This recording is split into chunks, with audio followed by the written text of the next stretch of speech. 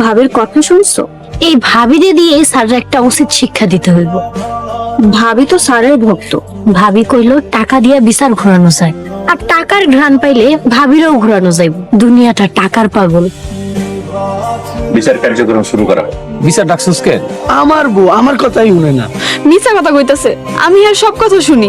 এই তুমি চুপ করো। তুই কত বড় সমস্যা কি? আমার বউ আমার ঠিকঠাক মতো রান্না বান্না করে খাওয়ায় না। আমার বাজার না কইরা দিলে আমি কি রান্নু কোন? বেয়াদব মেয়া, খালি মুখে মুখে কথা কয়। মতি, তুই এখন কি চাস? আমি আরে তাড়া দিয়া আরেকটা বিয়ে করতে চাই। আপনারা তো সবাই শুনছেন, তুমি চলে দিবা। আর মতি, তুই দুদিনের মধ্যে একটা বিয়ে করে নিবি। উনি বিয়ে করতে পারবে না, আর মতি ভাইয়ের বউ কোথাও যাবে না।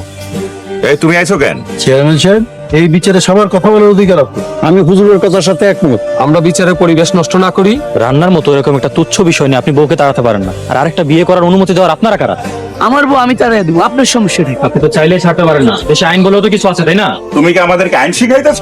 আপনারা আইন মানতেছেন না, আর যদি মানতে দ্বিধাবোধ করেন তাহলে আমি পুলিশে কল করি। পুলিশ ডাকার দরকার নাই। তাহলে সঠিক বিচার করেন। মতির বউ, তুমি কি স্বামীর সংসার করতে চাও? আমি স্বামীর ঘর করতে চাই।